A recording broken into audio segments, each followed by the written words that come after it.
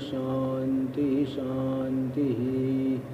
शंकरं शंकराचार्यं केशवं बादरायणं सूत्रभाष्य कृतौ वंदे भगवन्तौ पुनः पुनः। ईश्वरो गुरुरात्मेति मूर्तिभेदविभागिने व्योमवद्व्याप्तदेहाय दक्षिणामूर्तये नमः। ओम शांति शांति शांति।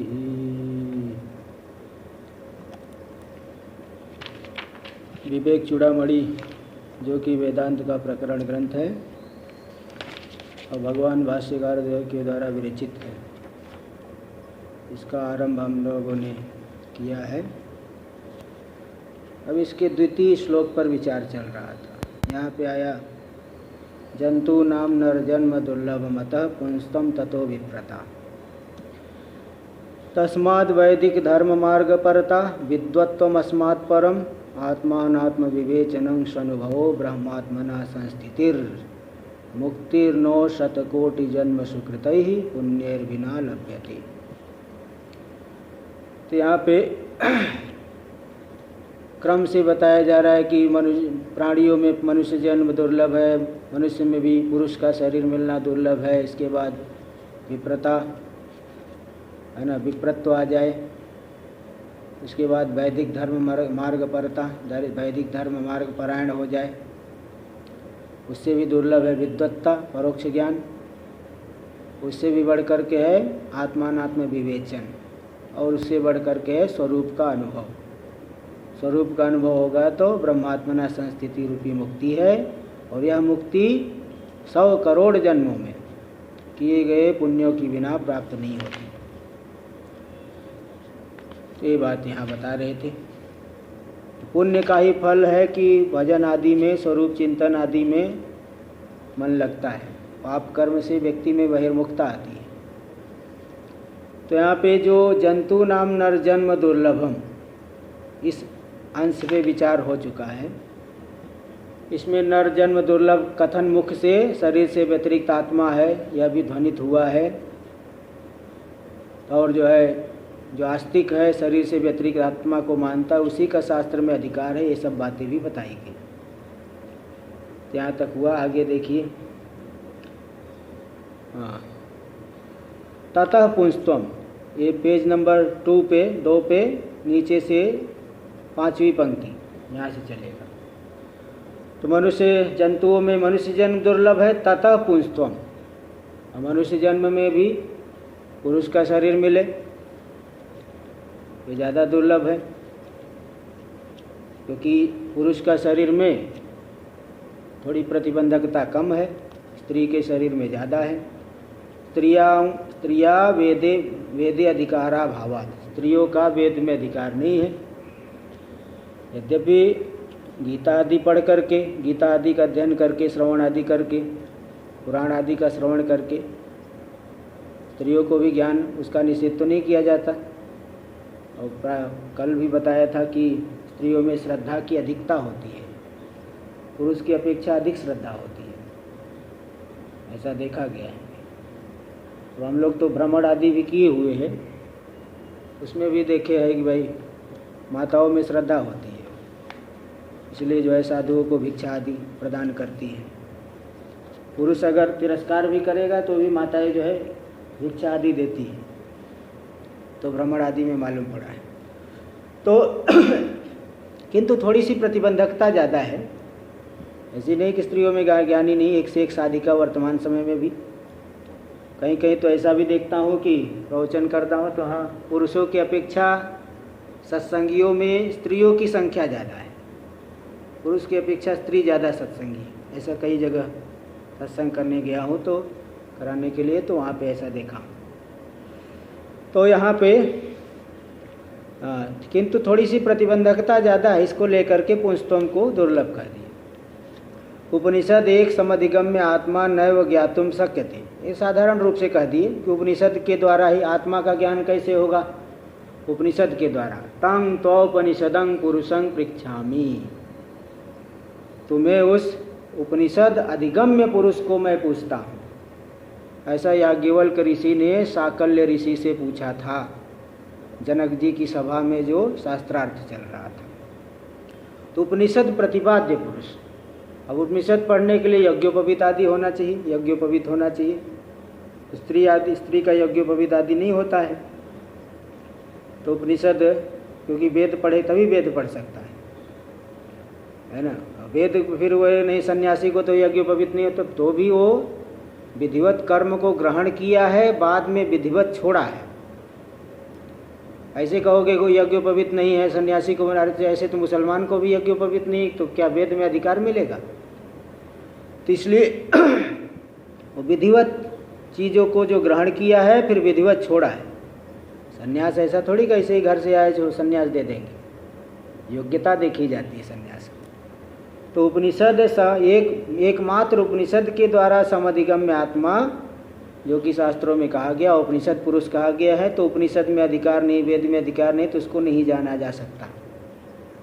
ऐसा सामान्य रूप से कह दिए। यद्यपि ब्रह्मसूत्र आदि में और अधिक विचार हुआ है, तो वहाँ पे बताया कि जिनका जो है वेद में अधिकार नहीं है उनको कैसे ज्ञान होगा? तो पुराण आदि के माध्यम से, गीता आदि के माध्यम से, गीता में सभी का अधिकार है ना। तो इसलिए उसके माध्यम से, अब जैसे ये प्रकरण ग्रंथ है, इसका विचार तो हर एक व्यक्ति कर सकता है, इसका विचार हर एक कर सकते हैं, कोई भी कर सकता है।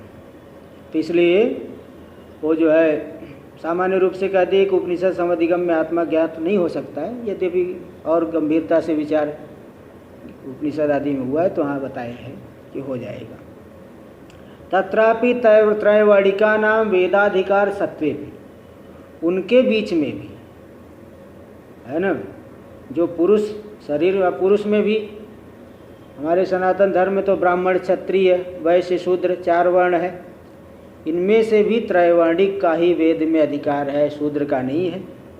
ये त्रैवर्णिका नाम वेदाधिकार सत्वेपि, उनमें तीनों का वेद का अधिकार है, तो भी क्षत्रिय वैश्यो राज्य परिपालन कृष्यादि रूपाणाम चित्त विक्षेप हेतु भूतानाम बाह्य व्यापाराणाम सत्वात्। जो क्षत्रिय है, राज्य परिपालन, राज्य की रक्षा करना है ना। क्षत्रिय पहले सेना में क्षत्रिय ही जाते थे, क्षत्रिय ही लड़ते थे, तो राज्य के परिपालन में उनका चित्त लगा रहेगा। और जो वैश्य है, कृषि आदि रूप, कृषि आदि करना, तो कृषि का ही सोचते रहेगा। देखो, जो व्यक्ति जिस चीज़ को करता है उसी को सोचते रहता है। जैसे हम लोग व्याकरण पढ़ते थे तो सुबह से शाम तक वही व्याकरण के ही सूत्र ध्यान में आते थे, उसी का ही चिंतन चलते रहता था। मेरे साथ एक महात्मा जो है लघु पढ़ रहा था, तो वो जो है 2-3 दिन बाद वो पाठ में आना बंद कर दिया। उसके कहने से ही मैंने शुरू किया था। तो 2-3 दिन के बाद वो पाठ में आना ही बंद कर दिया। हमने पूछा, भाई क्या बात है, क्यों जो है पढ़ने नहीं आ रहे हो? तो क्या था कि आश्रम में भंडारी का काम करता था, भोजन बनाता था, उसकी सेवा थी भोजन बनाना, दाल सब्जी, ये सब दाल सब्जी चावल, ये तीनों, वही हलवा आदि ये सब भी कभी बनता था तो वही बनाता था। तो उसने मुझे बताया कि स्वामी जी क्या करूं, मेरे तो दिमाग में ही चिंतन चलते रहता है कि आज दाल में हल्दी कम पड़ी है, शाम को हल्दी ज़्यादा डालना है, शाम को हलवा भी बनेगा, तो कैसे करूँगा? इसलिए सुबह से शाम तक मेरे दिमाग में यही चिंतन चलते रहता है, तो मैं पढ़ूँगा क्या, सूत्र क्या रटूँगा, इसका क्या चिंतन करूँगा? तो मतलब जो व्यक्ति जिस कार्य को करता है, जिसमें रुचि होती है, उसी का चिंतन चलता है।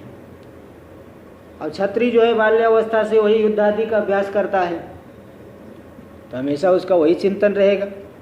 वैसे जो है कृषि आदि ही, व्यापार आदि का ही अभ्यास किया है, तो उसको वही अभ्यास, वही चिंतन चलते रहता है। तो इसलिए यहाँ कहते हैं कि राज्य क्षत्रिय जो है राज्य परिपालन। अब आजकल तो ये पता ही नहीं चल रहा है कौन जो है क्षत्रिय वाला काम कर रहा है, कौन जो है वैश्य वाला, है ना। व्यापार सभी लोग कर रहे हैं।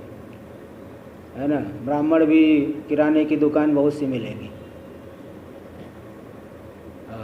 और पूजा की सामग्री और ये सब जो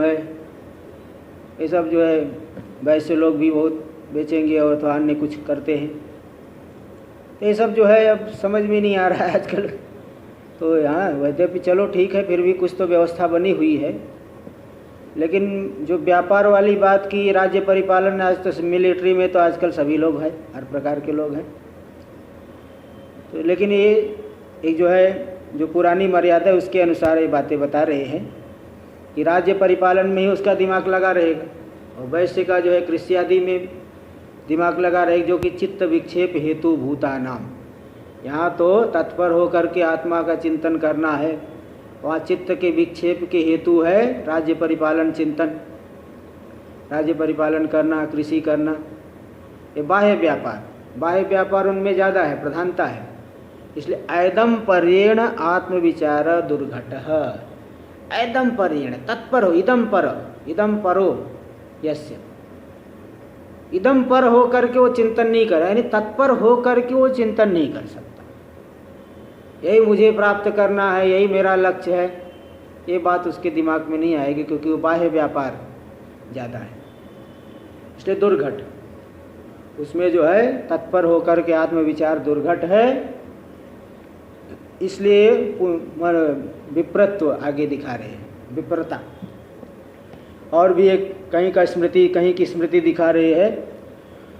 मुखजानाम अयम धर्म वैष्णवम लिंग धारण बाहुजातो रुजाता नाम नायम धर्मो विधीयते।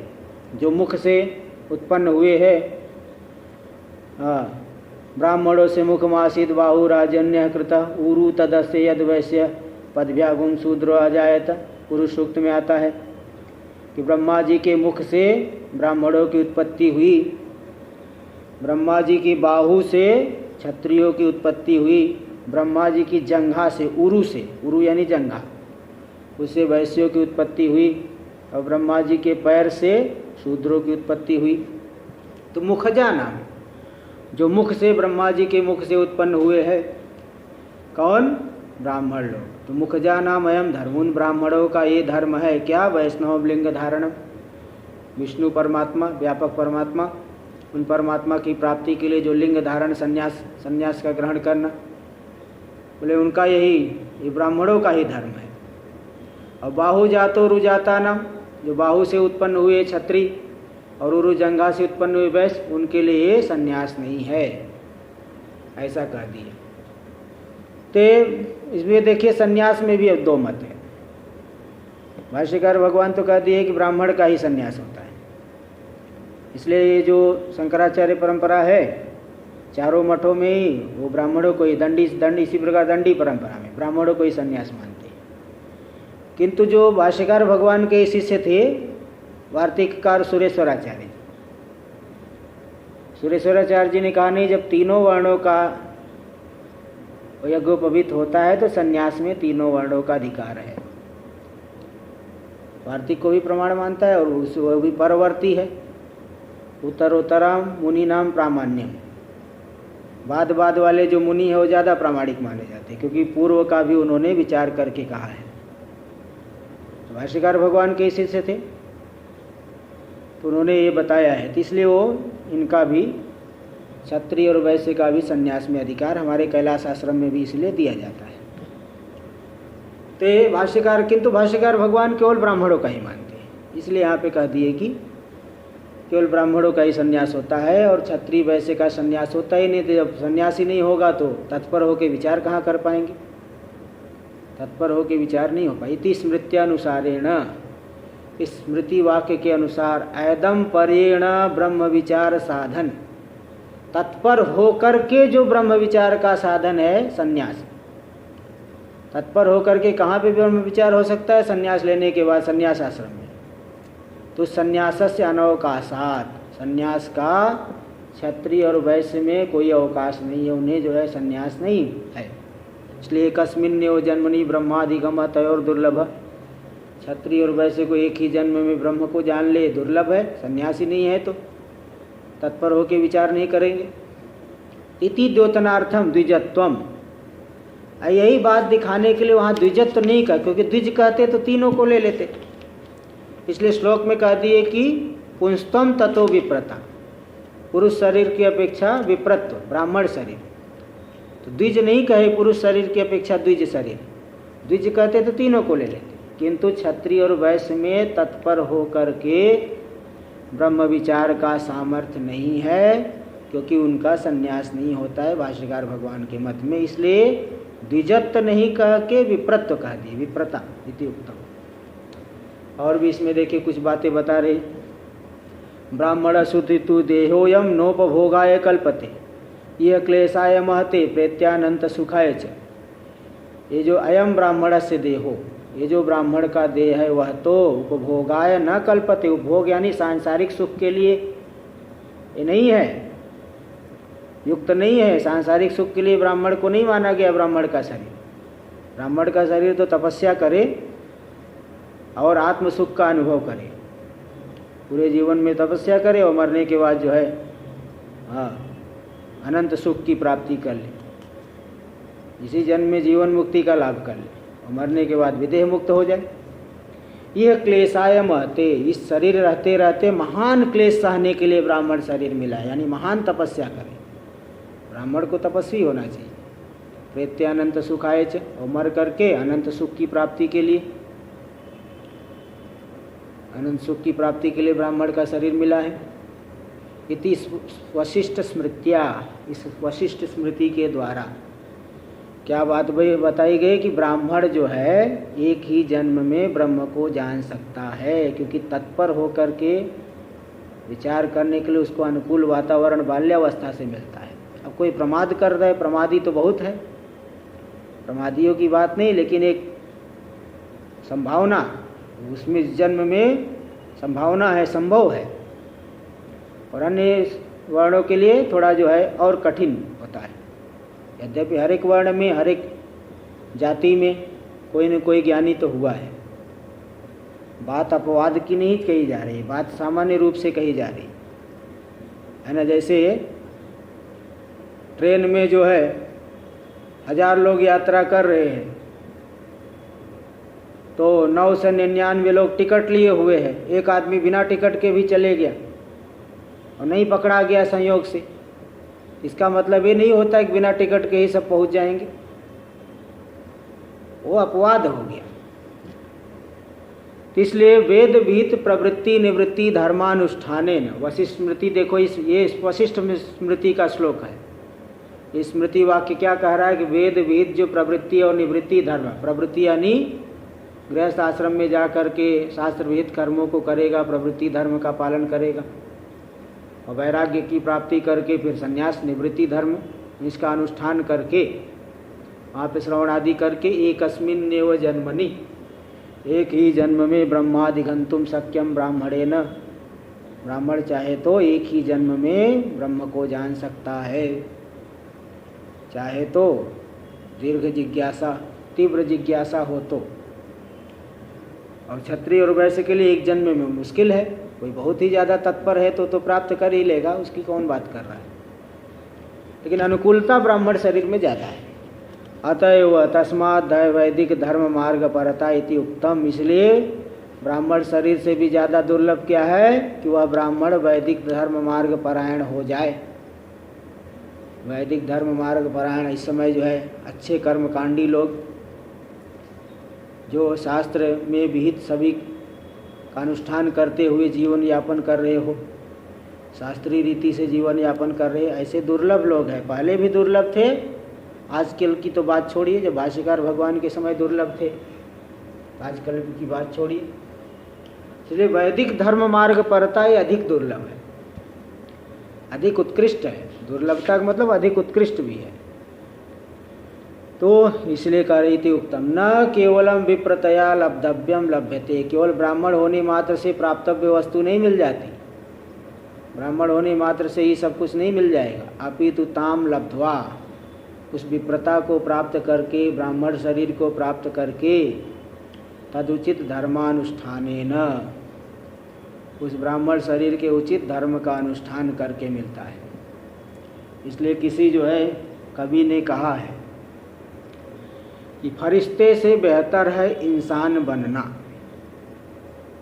पर इसमें लगती है मेहनत ज़्यादा।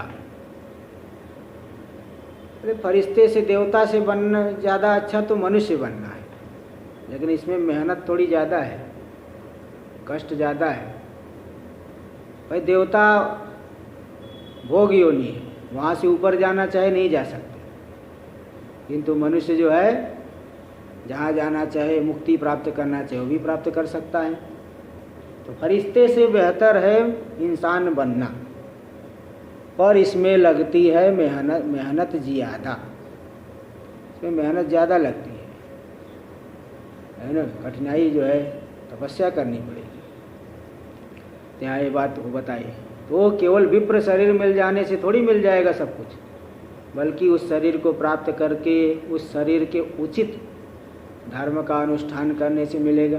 और नहीं तो कहे देखो ये तो नाम मात्र का ब्राह्मण है, ये संन्यास ले लिया और भंडारों में दौड़ रहा है, बोला भाई ये तो कपड़े से साधु है, कपड़े से साधु, ऐसा कह देते हैं।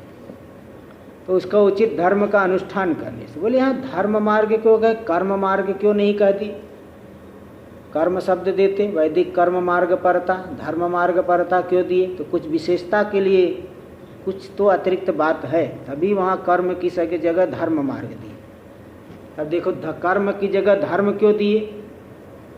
धर्म देने से क्या अतिरिक्त अर्थ मिल रहा है, इसको दिखा रहे। धर्मो विश्वस्य जगतः प्रतिष्ठा, एक श्रुति है, यह जो है धर्म पूरे जगत का, विश्व का की प्रतिष्ठा है, आधार है।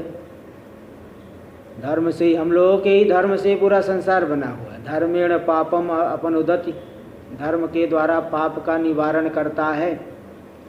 इति श्रुत्या, इस श्रुति वाक्य के द्वारा धर्मस्य व सुख साधनत्वम, साधनत्वम और दुख हेतु पाप निवर्तकत्व।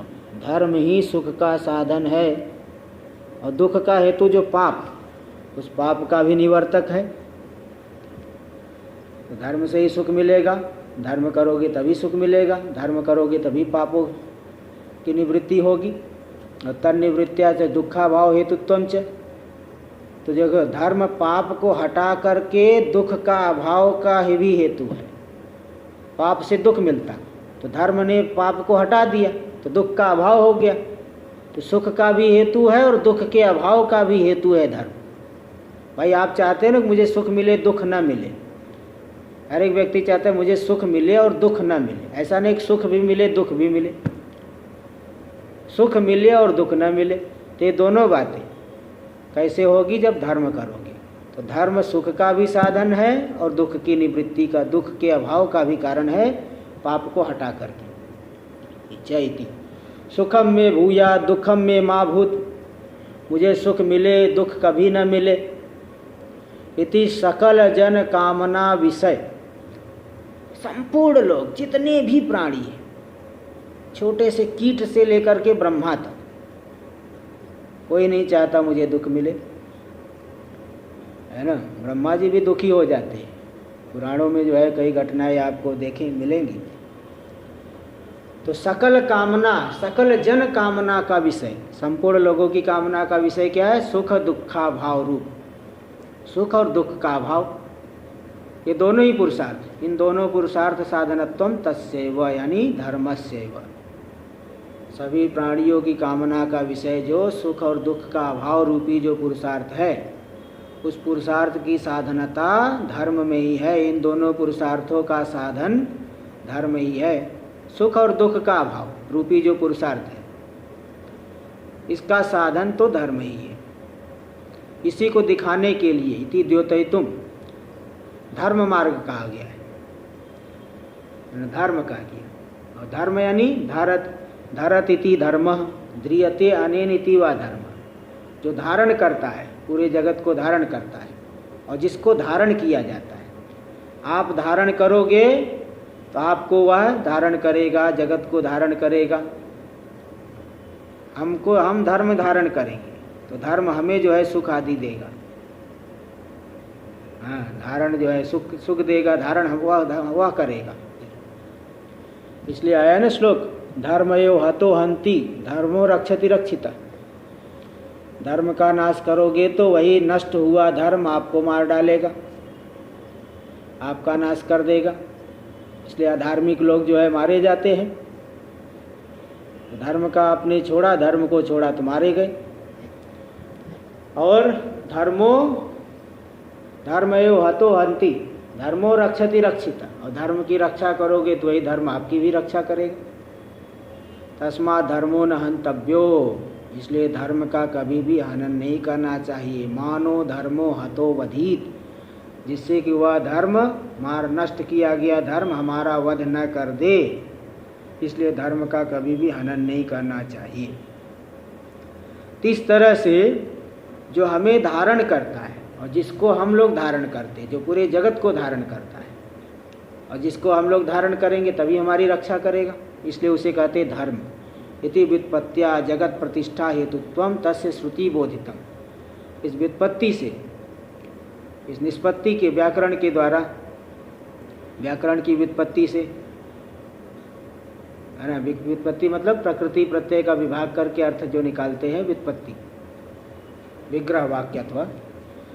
इस व्युत्पत्ति से जगत प्रतिष्ठा हेतुत्वम तस्य श्रुति बोधितम, वह जो धर्म है संपूर्ण जगत की प्रतिष्ठा का हेतु या श्रुति के द्वारा बोधित है, इसी की सूचना के लिए, यही दिखाने के लिए कि पूरे जगत की प्रतिष्ठा है धर्म। इसलिए यहाँ पे वैदिक कर्म मार्ग परता इति अनुक्त्वा, वैदिक कर्म मार्ग परता भगवान भाष्यकार नहीं कह करके वैदिक धर्म मार्ग परता, क्योंकि संपूर्ण जगत की प्रतिष्ठा के हेतु है धर्म।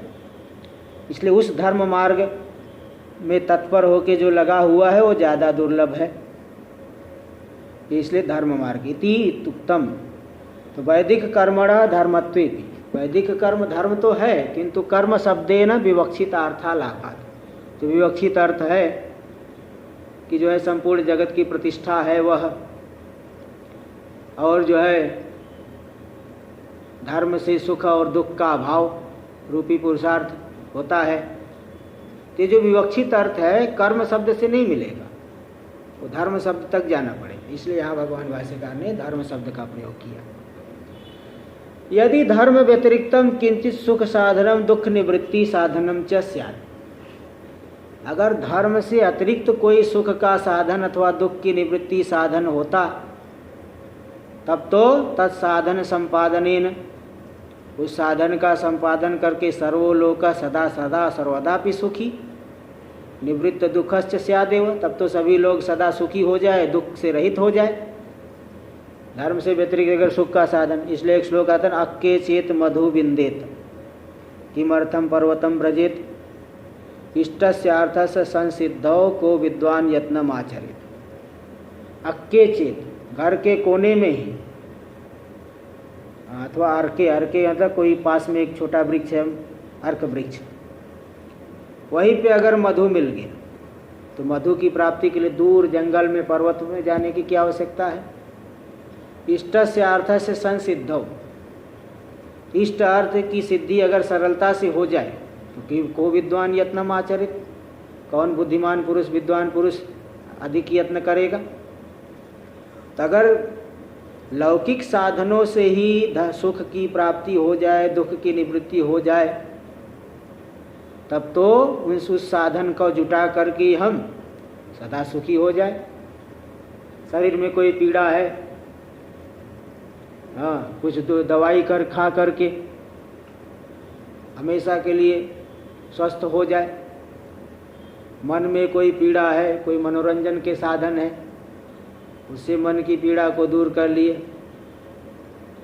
मणि मंत्र औषध आदि का सेवन करके आध्यात्मिक दुखों को दूर कर लिए, और अन्य साधनों के द्वारा आदि भौतिक दुखों को दूर कर लिए, तो उससे ही हो जाता। लेकिन ऐसा नहीं है, हमेशा हमेशा के लिए दुख की निवृत्ति और सुख की प्राप्ति लौकिक साधनों से होती नहीं। कितना भी धनवान है व्यक्ति, बड़ा दुखी रहता है, बहुत ज़्यादा दुखी। इसलिए कई लोग आते हैं, देखते भीड़ भाड़ है, तो पूछते हैं कि अरे महाराज जी से थोड़ा अकेले में मिलना था, मुझे थोड़ा अकेले में मिलना था। तो बोले नहीं सत्संग चल रहा है, सुनो सुनो। नहीं नहीं नहीं, थोड़ा सा अकेले में मिलना था। अकेले में क्या मिलेंगे, वही अपना दुखड़ा सुनाएंगे, ये हो रहा है वो हो रहा है, महाराज कुछ कृपा करिए कुछ कृपा करिए। अब बड़े बड़े पैसे वाले हैं। तो भाई अगर लौकिक साधन से ही हो जाता तो बड़े बड़े राजा लोग राज्य छोड़ करके कैसे चले गए? जंगल में जाके तपस्या की, साधना की, गुरु की सन्निधि में गए। तो लौकिक साधनों की गति नहीं है कि सभी सुख सदा सुख मिलेगा और दुख हमेशा हट जाएगा। ये लौकिक साधनों की गति नहीं है। इसलिए धर्म आदि करेंगे तो उससे मिलेगा। और नित्य सुख चाहिए तो फिर तो आत्मा का विचार ही करना पड़ेगा। वो निवृत्ति धर्म, प्रवृत्ति धर्म, निवृत्ति धर्म। स्वार्गिक सुख चाहिए तो ये धर्म करो, और आत्यंतिक सुख चाहिए तो निवृत्ति धर्म का पालन करो। धर्म से ही होगा ऐसा। धर्म से तू अतीन्द्रियत्वेन। अब धर्म का कैसे ज्ञान हो? हमको दिखाई तो नहीं पड़ रहा है क्या धर्म है क्या अधर्म है। आप जान सकते हैं? नहीं जान सकते। गीता में कह दे तस्मात् शास्त्रम प्रमाणम ते कार्य कार्य व्यवस्थितौ ज्ञात्वा शास्त्र विधानोक्तं कर्म कर्तुम इहार्हसि। इसलिए शास्त्र ही प्रमाण है, क्या कर्तव्य है क्या अकर्तव्य है, किसे करना चाहिए किसे नहीं करना चाहिए, इसमें शास्त्र ही प्रमाण है, दूसरा कोई प्रमाण नहीं है। आपका मन प्रमाण नहीं है, इंद्रिया प्रमाण नहीं है, बल्कि शास्त्र ही प्रमाण है। हाँ, ज्ञात्वा शास्त्र विधानोक्तम कर्म कर्तुम इहार्हसि। शास्त्र की विधि को जान करके कर्म करने के योग्य हो तुम, मनमानी ढंग से नहीं। यही बात बता रहे हैं कि धर्मस्य तु अतीन्द्रियत्वेन। धर्म तो अतीन्द्रिय है, इसलिए शास्त्र एक समधिगम्यत्वात्, एकमात्र शास्त्र के द्वारा ही इसका ज्ञान होगा। और जना नाम तज ज्ञान से शास्त्रम अंतरा असंभवात। लोगों को जो है उस धर्म का ज्ञान बिना शास्त्र के तो हो नहीं सकता, बिना शास्त्र के नहीं जान पाएंगे, है ना। इसीलिए साधना लाभात फला लाभ। साधन नहीं होगा तो फल नहीं मिलेगा। यदि प्रतिपादितुम शक्यते, ऐसा प्रतिपादन किया जा सकता है। तदुक्तम, इसलिए कहते हैं कि वैदिक धर्म मार्ग पर था। वेद के द्वारा जो ज्ञात है ऐसा जो धर्म, यानी धर्म का ज्ञान वेद के द्वारा। वेद से धर्म को जानो, धर्म का अनुष्ठान करो, फिर वांछित फल की प्राप्ति होगी। इसलिए यहाँ कह दिया गया तदुक्तम वैदिक धर्म मार्ग परता। वो तो वेद ही प्रमाण है, वेद के ही द्वारा ज्ञात होता है। धर्म का लक्षण देखो, धर्म से लक्षणम, धर्म का लक्षण उन्होंने जैमिनी महर्षि ने बताया है। चोदना लक्षणो अर्थो धर्म। विधि के द्वारा लक्षित होने वाला जो अर्थ है, ऐसा जो अर्थ अनर्थ नहीं है, सुख देने वाला है। इसलिए अन्यत्र अन्य मीमांसा ग्रंथों में इसी सूत्र का अर्थ किया गया। वेद प्रतिपाद्य प्रयोजनवद अर्थो धर्म, जिसका वेद में प्रतिपादन किया गया है, जो प्रयोजन वाला है, निष्प्रयोजन नहीं, सुखादि की प्राप्ति कराएगा। और अर्थ अनर्थ नहीं है, ठीक है, ऐसा अर्थ है, अनर्थ नहीं है। अब नहीं तो कह देंगे सेन याग, सेन याग तो अनर्थ करता है, नरक में ले जाता है। इसलिए वेद प्रतिपाद्य प्रयोजनवद अर्थो धर्म, ऐसा लक्षण किया गया है।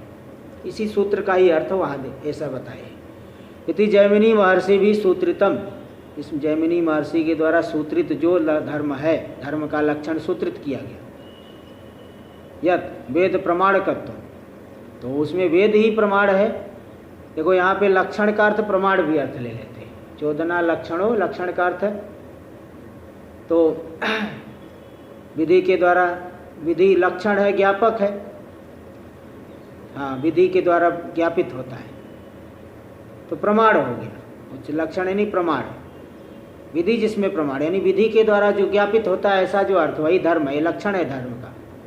तो मतलब उसमें किस प्रमाण से उसका ज्ञान होगा? वेद प्रमाण के द्वारा, विधि वाक्यों के द्वारा। वेद का ही अंश है विधि वाक्य। इसलिए मीमांसा में वेद के 5 अंश विधि निषेध मंत्र नामधेय अर्थवाद। क्या विधि से वो पांचों को, चौदह नहीं, विधि से पांचों को ले लिया जाएगा। तो उस पूरे वेद ही जिसमें प्रमाण है, ऐसा वेद प्रमाणक हो गया धर्म, वेद प्रमाण वाला। तो वेद प्रमाणकत्व धर्म में है, इसको तद उसी बात को वैदिक इति विशेषणेन अवगमितम, वैदिक इस विशेषण के द्वारा ज्ञात कराया गया। वैदिक धर्म मार्ग परता नहीं वेदम बिना प्रमाणांतरम धर्म विषय पदम आधातुम इष्टे। वेद को छोड़ करके अन्य कोई प्रमाण, प्रत्यक्ष प्रमाण, अनुमान प्रमाण, उपमान प्रमाण उस धर्म रूपी विषय में पैर को रख ही नहीं सकते,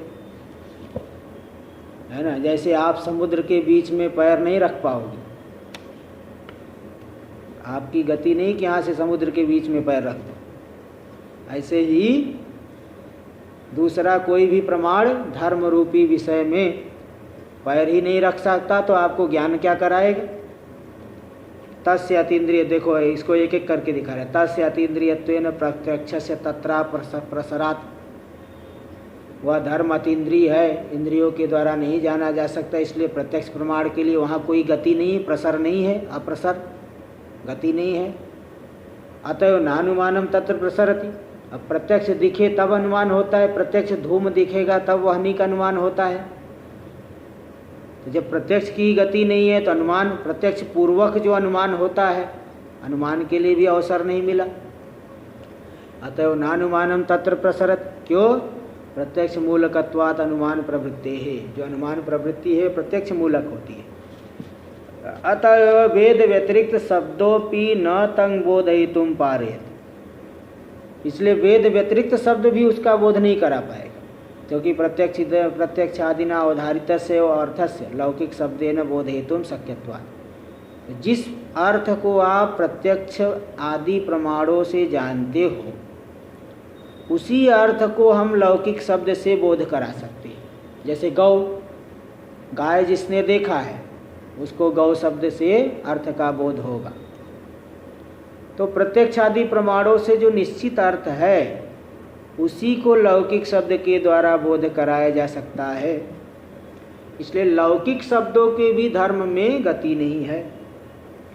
और स्मृति नाम अपि, और जरा यही बात बोले स्मृतियों से जान लेंगे, स्मृति तो बोले पुरुष के द्वारा प्रणीत है, और पुरुष में तो नाना प्रकार के दोष होते हैं। ऐसे तो कोई कुछ भी लिख दे वही धर्म हो जाएगा। जैसे बौद्ध लोग लिखते हैं, अब वेद में आया है स्वर्ग कामो ज्योतिष्टोमे ने यजेत, और बौद्धों ने लिख दिया स्वर्ग कामो चैत्यम वंदेत। चैतन्य पत्थर इकट्ठा करके स्तूप बनाते हैं, वो लोग कहते हैं उसी स्तूप की पूजा करो, परिक्रमा करो, इसे स्वर्ग मिलेगा। ऐसे तो कोई कुछ भी लिख दे वही धर्म हो जाएगा, लेकिन ऐसा नहीं होता है। वो पुरुष जो स्मृति है पौरुषेय है, पुरुष के द्वारा प्रणीत है, पुरुष के द्वारा रचना की गई है।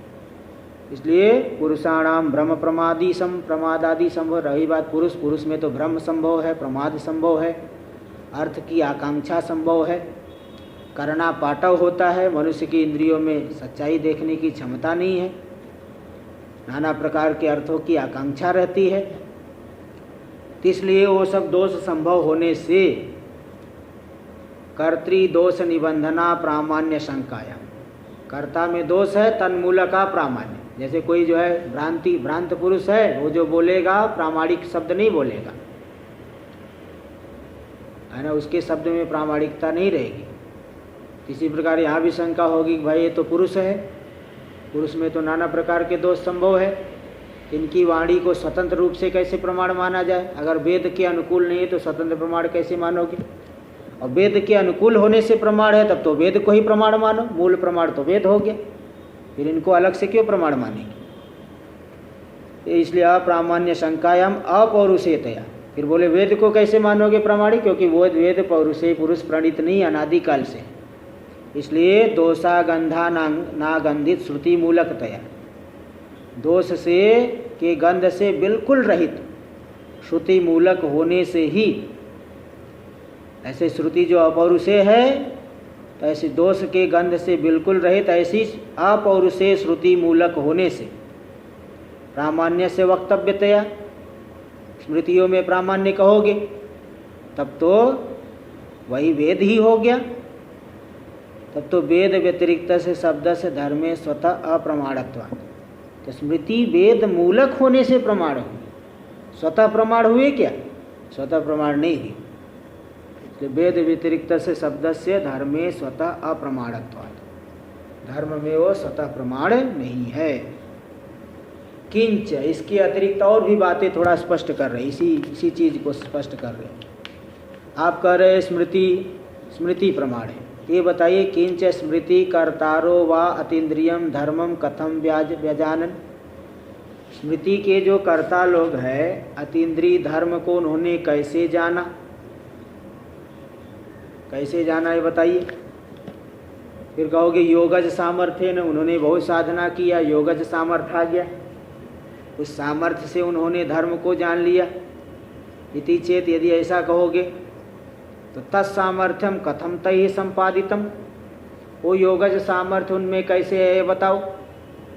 फिर कहोगे धर्मानुष्ठानेन, धर्म का अनुष्ठान करके आया योगज सामर्थ्य चेत, तो बोले वो जो धर्म का उन्होंने अनुष्ठान किया, सधर्म कथम ज्ञाता, उन्होंने कहाँ से जाना? तब इसलिए वहाँ भी वेद को मानना ही पड़ेगा, छोड़ नहीं सकते, वेद को मानना ही पड़ेगा। अतः इसीलिए अन्यत्र आया है, श्रुति कहती है, हम लोग भी रोज 10 शांति पाठ में शांति है, यो ब्रह्मांडं विदधाति पूर्वं यो वै वेदांश प्रहिणोति तस्मै तमहदेवम आत्मविद्य बुद्धि प्रकाशम मुमुक्षुर्वै शरणम अहम प्रपद्ये। यो ब्रह्मांडं विदधाति पूर्वम, जो सबसे पहले ब्रह्मा जी को बना करके, यो वै वेदांश प्रहिणोति तस्मै, जो उनको वेद को प्रदान करते हैं, वेद का अध्यापन करते, वेद को पढ़ाते हैं, वेद को प्रदान कर देते हैं। तम हदेवम आत्मबुद्धि प्रकाशम, ऐसे जो देवता है आत्मबुद्धि के प्रकाशक ईश्वर, उन ईश्वर की मैं मुमुक्षु शरण लेता हूँ। यदि प्रथमम, इस तरह से श्रुति में क्या बताया गया है? सबसे पहले जो सृज्यमान है ब्रह्मा जी हिरण्यगर्भ, सृज्यमान से हिरण्यगर्भस्य, जो हिरण्यगर्भ, उनका हिरण्यगर्भ नाम है। हिरण्यम गर्भे गर्भो अंतः सारम यस्य, हिरण्य नहीं विशुद्ध ज्ञान, विशुद्ध ज्ञान वाले हैं, ईश्वर की कृपा से प्रारंभ से उन्हें विशुद्ध ज्ञान है। ऐसे जो हिरण्यगर्भ है ईश्वरानुगृहित वेद मूलकम है, ईश्वर के द्वारा अनुग्रह से प्राप्त जो वेद, उस वेद मूलक ही उनमें धर्म ज्ञान है, इसलिए वेद को तो मानना ही पड़ेगा।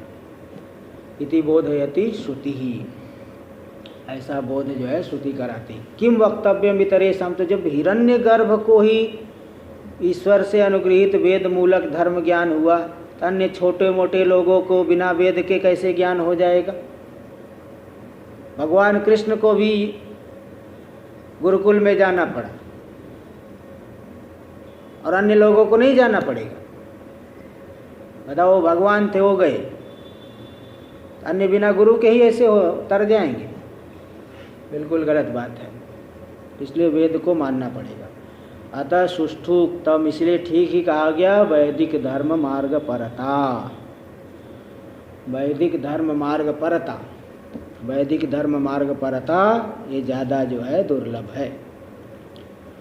मतलब वैदिक धर्म मतलब वेद मात्र के द्वारा ही। इसमें उदाहरण दे, आप भक्षा वायु भक्षा, जल का भक्षण करने वाले, वायु का भक्षण करने वाले। जल का भक्षण करने वाले का मतलब ये नहीं कि 5 किलो भोजन करके जल पी लिए तो बोले केवल जल पीते हैं। जल का भक्षण करने वाले केवल जल पीने वाले। जिस प्रकार पयोहार व्रत, पयहारी बाबा, पयहारी बाबा, पयहारी, तो पयोहार व्रत ले लिए। तो पयोहार का मतलब ये नहीं कि पय यानी दूध, ये नहीं कि 2 किलो भोजन करने के बाद आधा लीटर दूध पी ले तो पयहारी। पयहारी का मतलब है केवल दूध पी के जो रहेगा। इसी प्रकार भक्षा मतलब जो केवल जल पी करके रहता है। जल भक्षण करने वाले मतलब जल मात्र का ही भक्षण करने वाले। वायु भक्षा, वायु का भक्षण करके ही रहते, कुछ खाते पीते नहीं है, तो मतलब वायु मात्र का भक्षण। इतिवत, इसी प्रकार यहाँ वैदिक धर्म मतलब वेद मात्र के द्वारा ही जिसका ज्ञान होता है। इसी के समान वेद, वैदिक पद क्या बोध कराता है? वेदैकमेयत्वं धर्मस्य बोधयति। वेद मात्र के द्वारा उसमें प्रमेयत्व है, यानी वेद के द्वारा ही वह ज्ञात होता है, प्रमा का विषय बनता है धर्म। वेद मात्र के द्वारा धर्म का बोध होता है, यह वैदिक शब्द ने बोध कराया। अत्र धर्म शब्देन प्रवृत्ति धर्म निवृत्ति धर्मस्य कथ्यते। यहाँ धर्म शब्द से दोनों, एक तो प्रवृत्ति धर्म और एक निवृत्ति धर्म कहा जाता है। उक्तम ही गीता भाष्य, क्योंकि गीता भाष्य में भी कहा गया है द्विविधो ही धर्म वेदोक्तो धर्म, दो प्रकार का वेदोक्त धर्म है, प्रवृत्ति लक्षणों निवृत्ति लक्षणस्य। एक तो प्रवृत्ति लक्षण धर्म है और एक निवृत्ति लक्षण धर्म है, निवृत्ति स्वरूप धर्म है और एक प्रवृत्ति स्वरूप धर्म है। तो दो प्रकार के धर्म है। अब ये सब क्या है, अब इन सब चीज़ों को और भी आगे विस्तार से देंगे, इसको अग्रिम पाठ में, अगले पाठ में ही किया जाएगा। ओम पूर्णमदः पूर्णमिदं पूर्णात् पूर्णमुदच्यते पूर्णस्य पूर्णमादाय पूर्णमेवावशिष्यते। ओम शांति शांति शांति। शंकरं शंकराचार्यं केशवं बादरायणं सूत्रभाष्य कृतौ वन्दे भगवन्तौ पुनः पुनः। ईश्वरो गुरुरात्मेति मूर्तिभेदविभागिने व्योमवद्व्याप्तदेहाय दक्षिणामूर्तये नमः। ओम शांति शांति